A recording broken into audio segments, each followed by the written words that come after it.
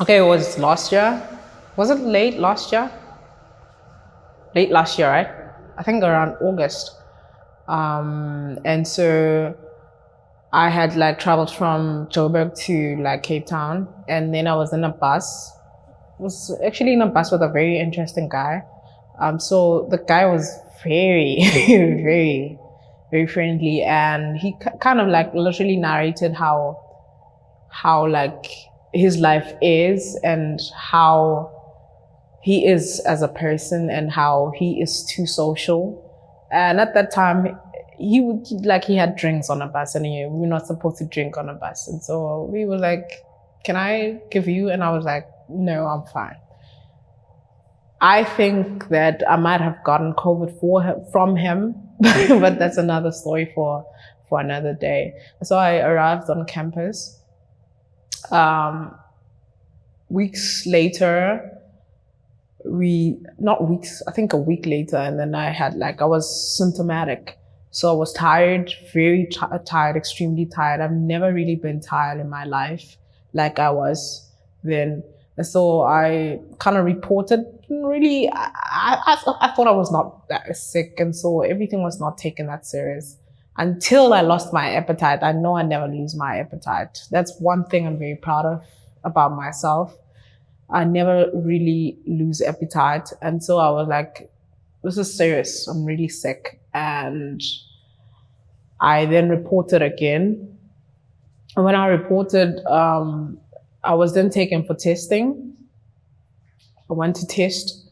And then the same day after testing, I was then taken I was taken to quarantine. And then when I came back from like the testing station to the campus, I was then literally with like this, I don't know how should I describe it, but it was so painful to the point where I think I was gonna die at that minute. Like it was a minute of painful guts, painful everything, painful bones, painful headache. A minute of this thing, I was feeling nauseous. Everything was just painful. And then I sat on a chair for that 1 minute, and then I was just profusely sweating. And I was sweating so much in that 1 minute that I couldn't believe it. And then that 1 minute just passed, and then I went outside. I was so sweaty.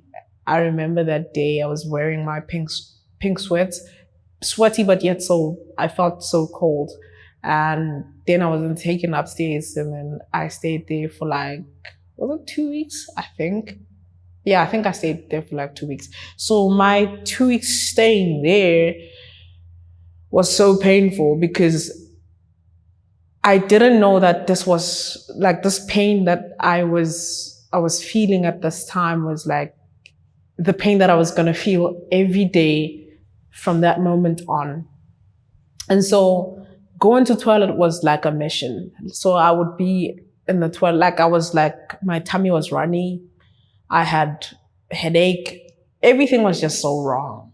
I remember this other night I went to the toilet and I just couldn't sit on the toilet seat properly because of the pain and everything, just sweating and everything. And so I cried on the toilet.